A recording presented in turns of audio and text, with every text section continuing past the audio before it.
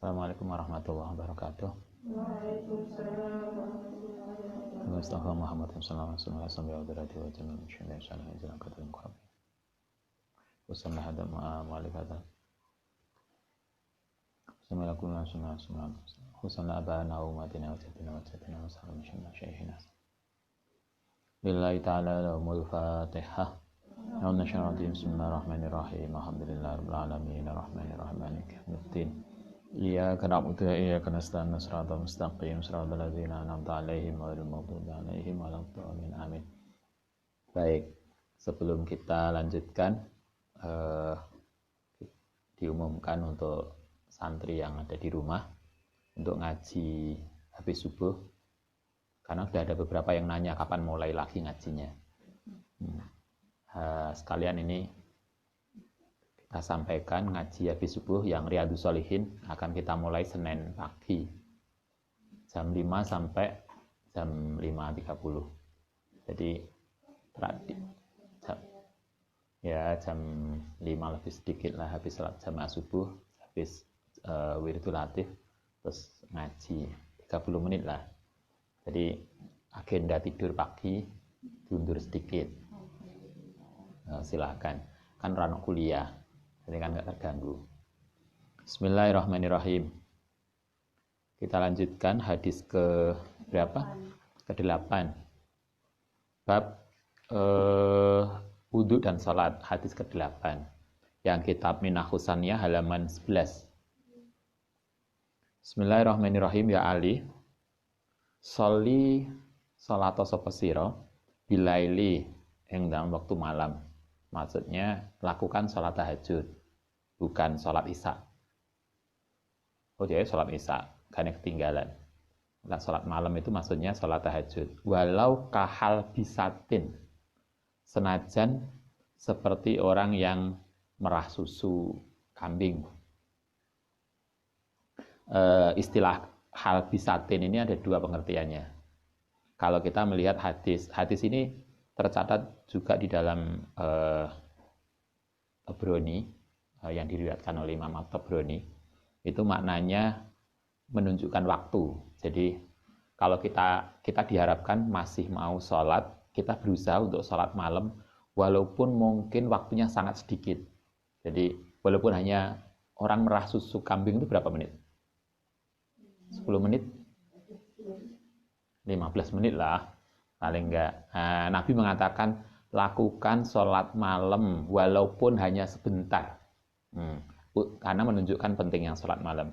Jadi artinya kita diperintahkan sholat malam itu laisa suwe-suwe, yang bisa lama sholatnya banyak silahkan, itu lebih bagus. Tapi lah enggak, walau hal bisatin, walaupun waktunya hanya sebentar, terus ngantuk banget, yus tangilah sebentar, sholat 10 menit tidur lagi. Itu kalau mengikuti yang diriwayatkan oleh Imam Tabrani, itu menunjukkan waktu. Kalau ya, di riwayat yang lain itu tidak menunjukkan waktu, tapi menunjukkan bentuk sholat. Orang yang merah susu itu kan dengan duduk dan tidak mudah.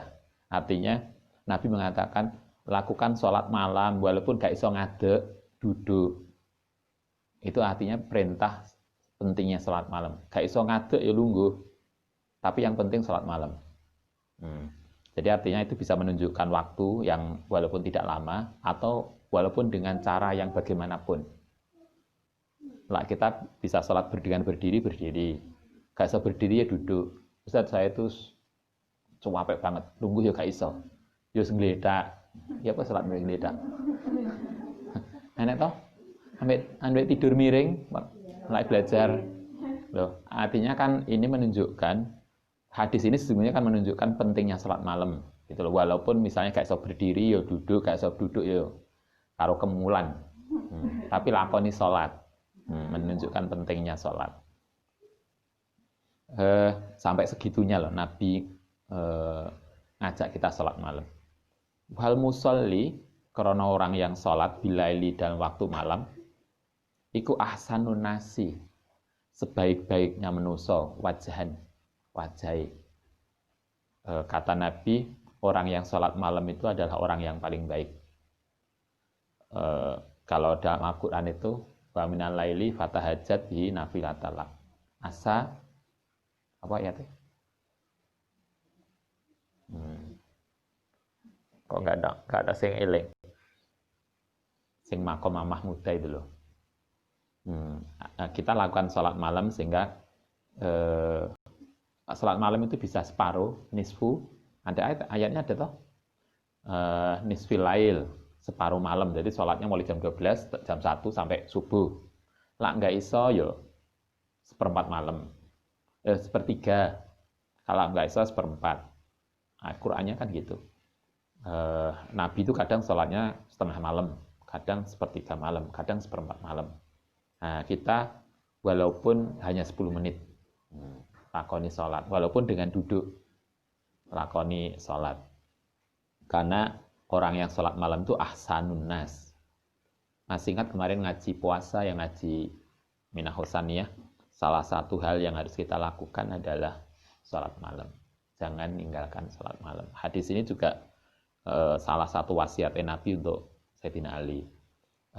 Kalau kita baca riwayat dari Sayyidah Fatimah, Anda bisa baca di dalam riwayatnya Ali bin Abi Thalib dan Sayyidah Fatimah.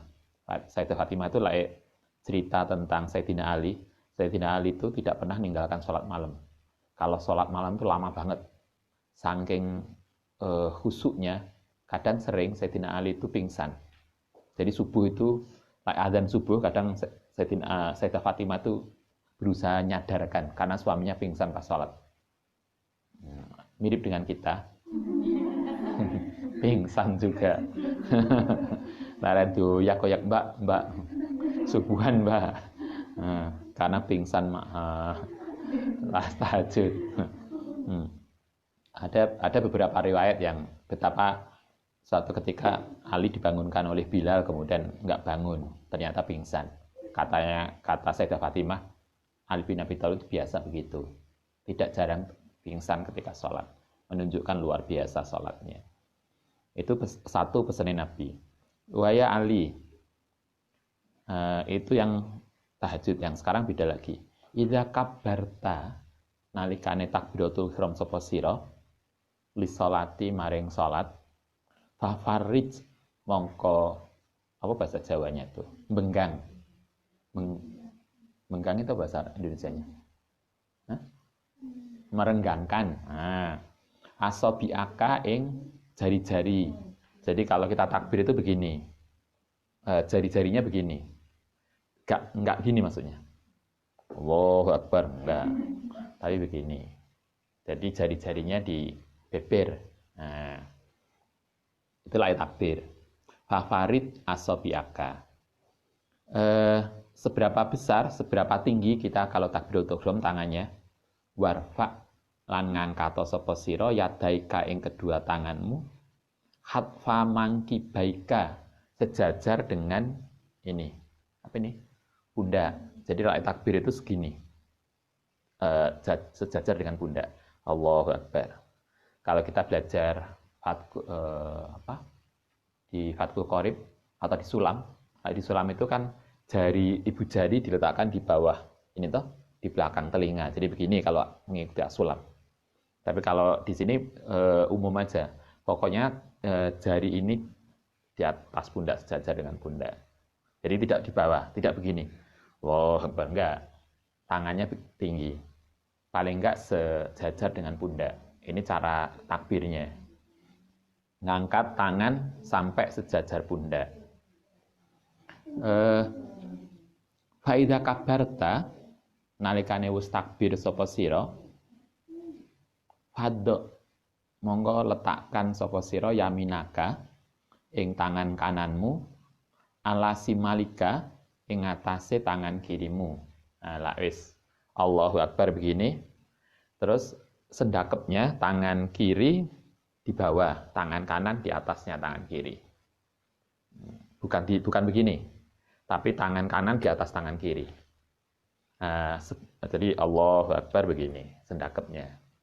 Tangan ini numpang. Sebagian orang kan Anda bisa lihat kita itu kan di dalam perilaku kita disarankan untuk senantiasa mendahulukan tangan kanan. Karena itulah kemudian sebagian orang kadang Anda bisa melihat ketoknya agak bulat. Gini, Allahu Akbar, turun begini, kemudian begini. Enak toh? Sering kita lihat. Itu bukan muter. Ini kok ruwet banget toh? Enggak. Sebetulnya hanya karena takbir begini, karena mendahulukan tangan kanan turun duluan. Nah, turun duluan, tapi karena tangan kiri harus di bawah, maka diputar lagi begini. Anda boleh begitu. Ini kok kan ada yang model gitu toh. Lah kita biasanya langsung gini aja. Itu juga silahkan. Tetapi kalau mau karena kita senantiasa diperintahkan tangan bagian kanan duluan ya begini. Turun duluan terus kemudian begini. Kan bisa latihan. Utama bukan begini-begini loh ya. Nah, hanya sekali aja begini. Nah, itu boleh. Jadi takbirnya segini sesuai dengan pundak, kemudian turun duluan bisa begini atau bareng begini. Tapi yang penting ketika sendakep tangan kiri di bawah, jadi tangan kanan di atas. Itu cara takbir yang diajarkan oleh Nabi. Nah, sekarang seterusnya, di mana kita meletakkan sendakep? Sendakep itu posisinya di mana? Ada itu sendakep sing oke. Ada yang model gini, ada yang model begini, ada yang model begini. Kalau kita lihat hadis ini, tahta surotika, di bawah pusat. Jadi justru di sini, lebih bawah, karena di bawah udel. Kalau kita ngikuti sulam atau ngikuti Fathul Qorib, sendakep itu dalam mazhab Syafi'i di bawah susu, di atasnya pusat. Jadi begini, yang biasa kita lakukan. Di bawah susu, di atasnya pusat. Tapi lah melihat hadis ini justru di bawahnya pusat, lebih rendah lagi. Jadi tidak malah begini. Itu hadis ini begitu. Jadi Allahu Akbar, muter lah mau muter, kemudian begini. Silakan Anda bisa beberapa yang Ustaz tahu, beberapa yai sepuh sendakepnya agak ke bawah. Hadis ini mengatakan begitu. Tapi kalau Anda sendakep di atas pusar, di bawah susu, juga silahkan di bawah dada. Karena kalau dalam kitab-kitab fikih begitu. Nah, atau yang agak begini, itu ono juga beberapa kitab kan kita ngajarkan begini. Salah satu fungsi sendakep itu untuk menekan hati agar tidak digoda setan. Hati itu lah secara fisik tempatnya di sini. Itu kan organ hati itu. Sehingga kita begini, agak miring ke sini.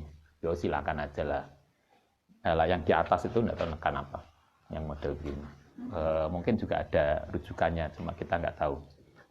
Cuma kalau kita lihat hadis ini, sendakepnya justru di bawah pusat. Atau kalau kita lihat fikih, mazhab Syafi'i, sendakepnya di bawah dada, di atas pusat. Kalau mazhab Maliki, malah nggak sendakep. Malah gini aja. Lihat teman-teman mahasiswa Libya yang biasanya mazhab Maliki. Kan Allahu Akbar ya lurus aja begini. Nggak sendakep. Kalau mazhab Syafi'i sendakep. Hanya model sendakepnya beberapa macam. Hadis ini ngajarkan sendakepnya tahta surah. Di bawahnya pusar. Fa'idha roka'ta. Nalikane ruku sapa sira fadho mongko meletakkan sapa sira yadaika ing tanganmu. Ini kok tangan yadaika itu apa? Ya, tangan ala rubatika ing atase lututmu. Kalae ruku itu tangan itu megang dengkul, megang lutut. Jadi yang dipegang bukan enek toh. Beberapa kali saya lihat tuh sing dipegang itu poloke. Mungkin karena tangannya panjang banget ya. Jadi gak megang lutut, tapi yang bawahnya lutut. Enggak. Kalau Nabi ngajarkan berpegangan pada lutut. Atau kalau tangannya pendek, megang apa terus? Bubune. Tapi yang jelas kita diajarkan pegangan tangan kita megang kedua lutut kita. Kemudian fafarij ini apa namanya? Merenggangkan bainal asobi antaranya kedua jari-jari. Jadi megang lutut begini. bukan ngegem. Jadi di lutut itu bukan ngegem, tapi pegangan dengan begini. Saya kira biasa lah, Anda kan udah biasa. Itu cara sholat yang diajarkan Nabi. Takbiratul ihramnya segini, kemudian sendakepnya tangan kiri di bawah, posisinya Anda bisa lihat bisa di bawah pusar atau di bawah dada dan pusar. Itu pilihannya. Kemudian ketika rukuk, dua tangan berpegangan pada lutut. Berpegangan megang begini, bukan begini. Oke. Ya Ali, asfir. Berangkat sapa sira bisubhi kelan salat subuh. Wasolli lan salat sapa sira al maghriba ing maghrib ba'da ghiyabi syamsi. Setelah tenggelamnya matahari biqadri halbisatin dengan kadar seperahan susu kambing. Salat maghrib kita biasanya salat maghrib jam berapa adzan? Jam 6, jam 5.30 misalnya. Jadi kalau kita belajar di sini begitu maghrib adzan kita nggak langsung sholat, tapi nunggu sampai sekadar kita merah susu kambing, kita 10 menit atau 15 menit. Jadi artinya begitu azan maghrib gak langsung sholat, tapi ditunggu sampai beberapa menit. Begitu juga subuh. Subuh itu begitu azan subuh gak langsung sholat, tapi nunggu sampai beberapa menit. Kita tidak tahu kebiasaan merah susu kambing, tapi Nabi ngancer-ngancer begitu azan tunggu sampai selama kita merah susu. Susu kambing itu kan beda dengan sapi. Sapi kan lebih lama mungkin ya. Kambing kan kecil, sehingga mungkin hanya beberapa menit. Kalau anggap misalnya 10 menit atau 15 menit berarti sekitar itu. Maghrib sama subuh. Jadi nggak langsung adzan langsung sholat, tetapi ada beberapa jeda. Bahkan saya lihat ada pondok tertentu yang subuh itu dipepetno hampir habis. Ada toh? Di Malang ini ada pondok yang begitu. Jadi subuh itu gak jam 4:30, tapi dipepetkan akhir sampai padam. Nah, mungkin juga salah satunya mengamalkan itu. Jadi begitu azan subuh santri cek turu. Misalnya, nah yang kayak ini so enak banget. Nah, tapi enggak begitunya juga gitu loh. Maksudnya Nabi itu ngajari kita ada jeda antara azan dan sholatnya subuh dan maghrib, sehingga kan kemudian begitu kita habis tahajud itu masih ada waktu senggang untuk istirahat. Karena itu kalau kita ngaji Riyadhus Shalihin dulu, Nabi kan mesti habis sholat tahajud biasanya layan. Karena istirahat semalaman tahajud, sehingga layan nunggu beberapa saat baru kemudian jamaah subuh. Nah, jadi kok mari tahajudan begitu Allahu Akbar langsung sholat terus turu. Enggak, tapi nunggu jeda. Jadi sehingga jelas jeda antara sholat tahajud dengan subuh. Begitu juga jeda antara maghrib. Jadi maghrib itu benar-benar akhirnya wis gelap. Bukan light. Bulan-bulan tertentu kan kadang puwadang maghrib toh. Nah, sehingga kemudian begitu sholat maghrib itu sudah gelap, bukan masih terang. Nah, maksudnya mungkin begitu. Tapi yang pasti di sini kita diajarkan kalau sholat maghrib dan sholat subuh diharapkan tidak langsung sholat setelah waktu masuk, tetapi ditunggu biqadri halbisatin, sekadar waktu untuk memerah susu kambing.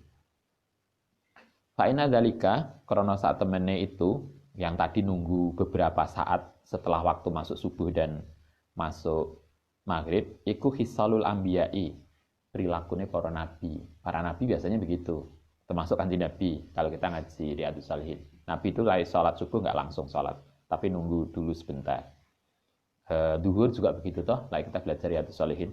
Duhur juga begitu, azan duhur nggak langsung sholat, tapi nunggu sampai panas itu sedikit reda, sehingga kita sholat duhur itu nggak panas mentor-mentor itu, tapi sudah agak mendingan karena sudah agak reda, mungkin sekitar jam berapa lah ya, enggak jam 1 atau jam 2 lah, agak mending, sehingga duhur enggak panas. Maunya begitu.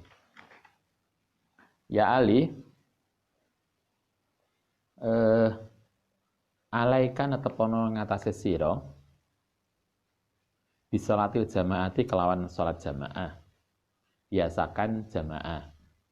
Fa'innaha karena sholat jamaah indallahi di sisi Allah iku kamasyika kaya oleh melakumu ilal haji maring haji wal umrati lan umrah. Kata Nabi, berangkat kita, jalan kita, mulai dari rumah sampai tempat kita jamaah, itu dinilai koyok berjalan untuk berangkat haji dan umrah. Sehingga kalau kita jamaah di sini, koyok ini yang paling jauh siapa? Gedung C ya? Atau lantai tiga? Lantai telu kan karek ngelundung. Yang jauh, maka seberapa jauh itu perjalanan kita dinilai podo karo ibadah haji dan umrah. Kan luar biasa toh. Itulah kenapa kemudian kalau kita belajar di banyak kitab, kemudian antara jalan berangkat sama pulang itu disuruh beda. Dan nyari tempat yang jauh. Misalnya kalau dari lantai telu mudun neng C di C terus baru ke sini, atau yang gedung C seperti karena munggah neng lantai telu di C. Nah, tapi yang jelas begitu.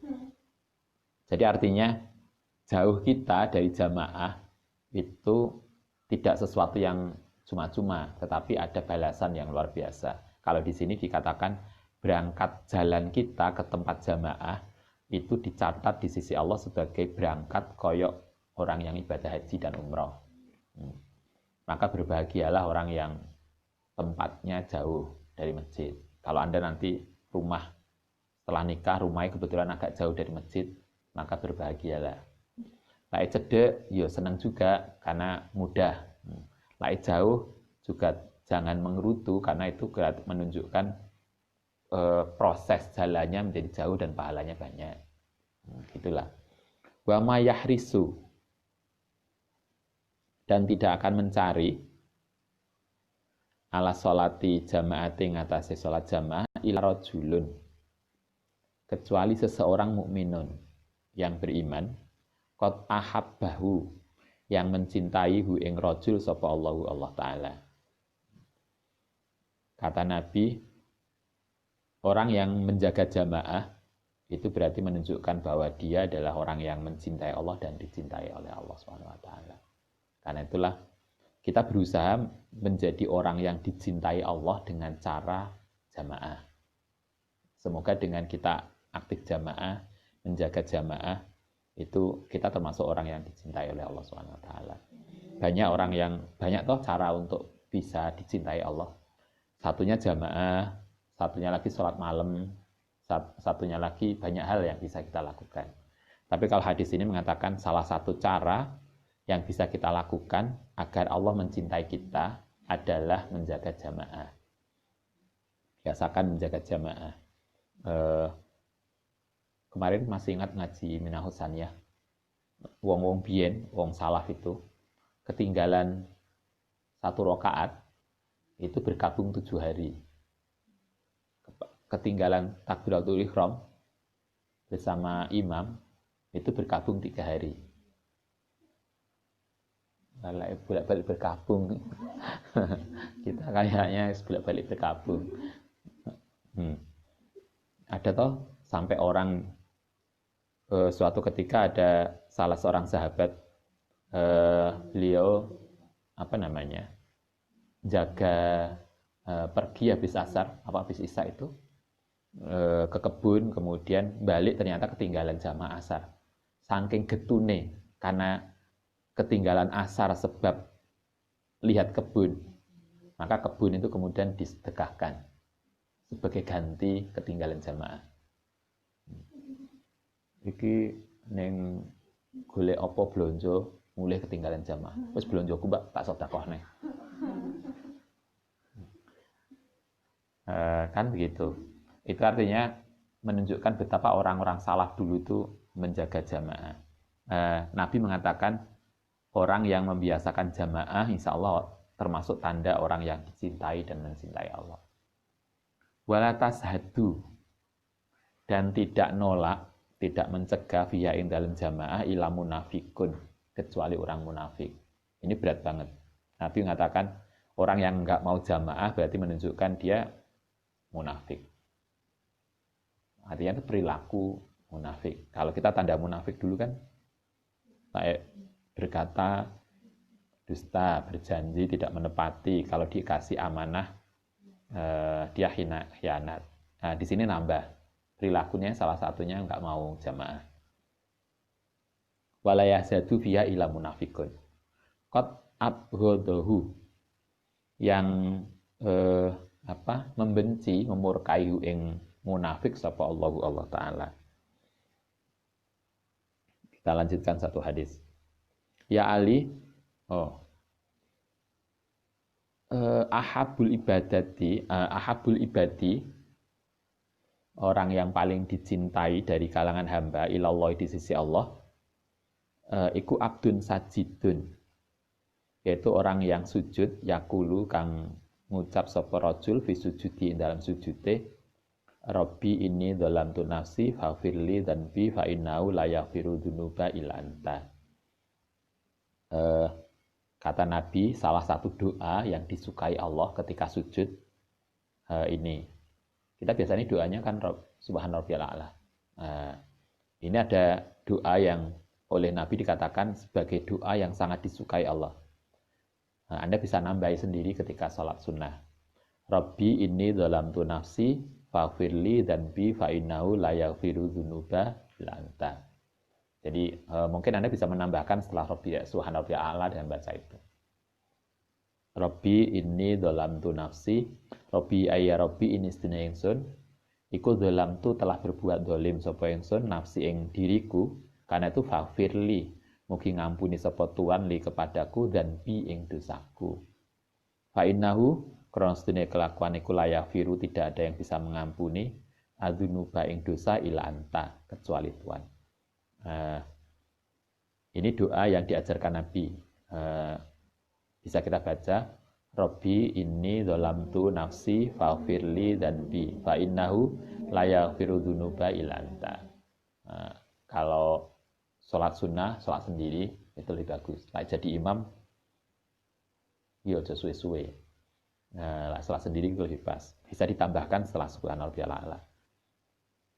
Ya Ali. Kita tambah 2 hadis sampai akhir bab. Ya Ali, alaika ing ngatasé sira, netepone ngatasé sira bisolatin duha, kelan salat duha.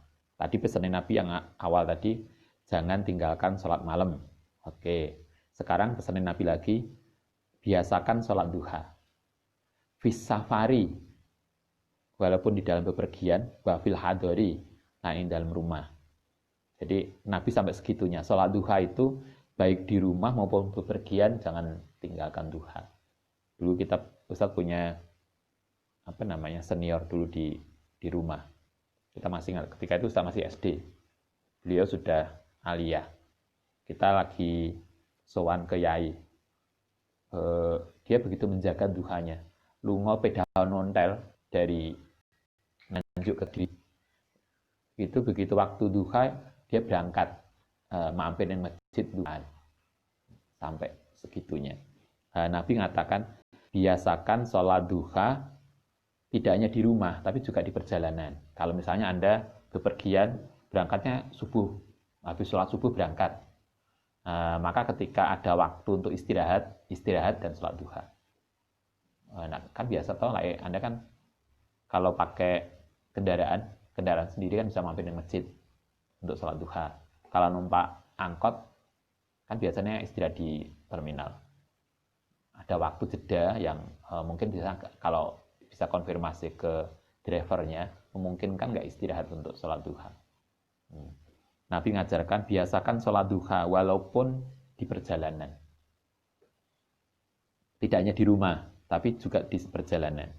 Kenapa harus begitu? Fa'innahu, Iku idakana nalikane ono yaumal kiamati besok dina kiamat yunadi bakal memanggil sapa munadin min fauqi syarafil jannati saking atas surga. Besok lah di dina akhir kata Nabi ketika kita dimaksar, ketika kita dikumpulkan dina kiamat, maka akan dipanggil ainal ladzina kanu yusalluna duha. Ainal ladzina di mana orang-orang kanu kangen sapa alladzina iku yusalluna padha salat ad-duha. Maka orang yang biasa salat duha akan dipanggil. Mereka akan masuk surga duluan tanpa hisab. Jadi yang lain masih dihisab, yang biasa salat duha akan dipanggil untuk masuk surga duluan. Ada tahu beberapa orang yang dipanggil masuk surga duluan? Satu, orang yang duha, hadis ini. Yang kedua, orang yang biasa salat malam. Salat malam kan juga akan dipanggil. Siapa yang biasa tahajud akan dipanggil duluan masuk surga. Setelah semua masuk, baru kemudian yang lain dihisab. Jadi yang biasa salat malam, biasa duha akan masuk surga duluan. Yang setelah itu baru ada hitungan hisab. Tapi bukan berarti yang penting duha, nggak usah yang lain. Enggak juga. Salat wajib tetap, tetapi tambahnya duha. Syukur kalau bisa salat malam ya, duha ya, maca Quran ya, apalagi sedekah ya, macam-macam bisa dilakoni. Tapi yang pasti siapa yang biasa salat duha akan dipanggil duluan. Udkhulu masuk sapa sira min babid duha saking pintu duha. Berarti di surga itu ada pintu khusus orang yang biasa duha. Kalau kita biasanya ada toh, pintu kalau kita haji itu ada, ini kedatangan dari Indonesia, ini kedatangan dari negara mana. Kalau neng imigrasi kan begitu. Ada yang bypass, kalau ini warga sendiri kan nggak ikut antri, dia bypass langsung. Nah ini juga begitu. Orang yang biasa duha akan bypass masuk surga. Biasakan salat duha. Berapa salat duha? Minimal 2. Duha kan, cuma 2 kan masih terlalu sedikit. Cik suwe wudhu nih masalah. Wudhu nih suwe nih, kalau mandi suwe, masuk duha cuma 2. Yo paling enggak 4 atau 6 gitulah. Syukur iso 8. Paling enggak 4 atau 6. Jadi sumbut lah. Yang kamar mandi agak lama, duhanya lebih lama. Jangan sampai kamar mandi lebih lama daripada duhanya.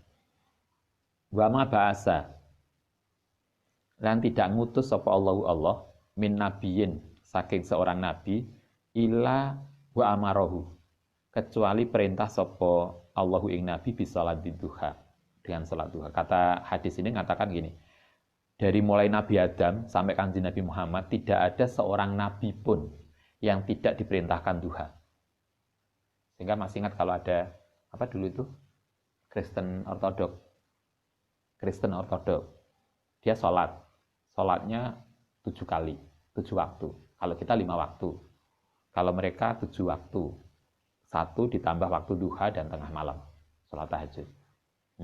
Kalau hadis ini mengatakan tidak ada seorang nabi pun yang tidak mengajak sholat duha.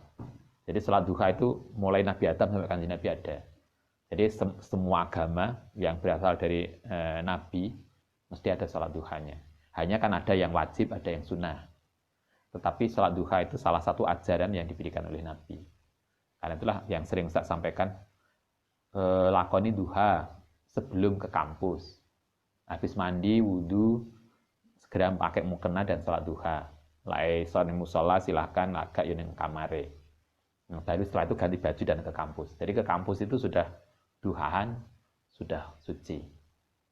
Lain duhaan yang kampus, kayaknya nggak jamin. Nah, karena sebelum berangkat duhaan. Biasanya kan Anda bangun pagi jam berapa? Jam 7, jam 8? Habis subuh kan turu biasanya santri. Gak afdol, gak turu. Nah, tangi jam 8 duhaan, baru kemudian ke kampus. Kalau kuliah pagi, kuliah biasanya yang paling pagi jam 6.30. 6.30 itu kan sudah jam 6 kan sudah waktu duha. Jadi begitu habis ngaji pagi, kalau kita habis ngaji pagi biasanya jam 5:30 toh. 5:30 selesai. Kemudian nanti mandi macam-macam kan udah jam 6. Nah, habis mandi sudah sholat duha, ganti baju bisa ke kampus. Jadi ke kampus itu wis duhaan. Nah, itu bagian yang dipesankan Nabi untuk duha. Baik, hadis yang terakhir di bab wudhu dan sholat. Ya Ali min karomatil mukmini, termasuk karomahnya orang mukmin. Salah satu bentuk kebahagiaan bagi orang mukmin adalah satu, zaujatun muwafiqatun, punya pasangan hidup yang muwafiqat apa? Yang support. Punya istri yang support, suami yang support. Saya kira kalau Anda punya suami yang support kan luar biasa. Atau kalau kita suami punya istri yang support. Kak support itu kan stok ngalor, stok ngidul. Melaku dewe-dewe. Kata Nabi, salah satu kebahagiaan orang mukmin adalah satu, kalau punya pasangan hidup yang support. Nah, yang kedua, wasolatu jamaah dan sholat jamaah. Jadi sholat jamaah itu termasuk karomatul mukminin. Kalau kita bisa mengikuti jamaah dengan baik, maka itu adalah kelebihan kita. Dan yang ketiga adalah wajironun yuhibunahu, punya tetangga yang baik. Tetangganya api, istrinya support, jamaahnya istiqomah. Itulah keluarga yang luar biasa. Karena itulah Anda yang belum nikah, dungo. Ya Allah, jaluk merek kan boleh toh? Loh, kan lah ceritanya Gus Mus ya. Yang abai Gus Mus itu sowan Mbah Hamid. Kong jaluk dungo tuku sepeda mobil. Jadi ditakoni, kira-kira mobilnya merek apa ya? Mungkin Anda juga begitu. Lain dungo jaluk suami yang mereknya jelas. Ya Allah, jaluk suami yang pintar, ganteng, sugih. Nah, dari keluarga baik-baik. Jangan kok, ya Allah pokoknya lanang. Enggak lah. Kan boleh minta merek. Ya Allah, suami saya itu minimal S2. Kan boleh toh. Minimal S2, jangan jauh-jauh dari rumah saya. Ben lae lae mudik itu gak berat di ongkos. Kalau Anda misalnya Blitar ini, Blitar. Jangan jauh-jauh dari rumah. Ala adoh itu kan berat di ongkos. Boleh kan minta begitu? Karena itu jelas, ya Allah saya minta suami yang begini, yang begini, yang begini, yang begini. Sehingga kalau meleset situ itu kan si enek pilihannya. Gak entuk sing ganteng, entuk sing perhatian. Syukur entuk ganteng perhatian, ya sugih, ya pinter. Kan luar biasa. Tapi yang pasti kan zaujatun muwafiqatun, pasangan hidup yang support. Itu salah satu kebahagiaan. Doalah untuk itu. Maca Yasin, habis jamaah, lapo untuk calon imam saya. Yo, tapi yang jelas doalah yang jelas, semoga Allah mengijabai untuk kita. Baik, semoga manfaat. Al-Fatihah.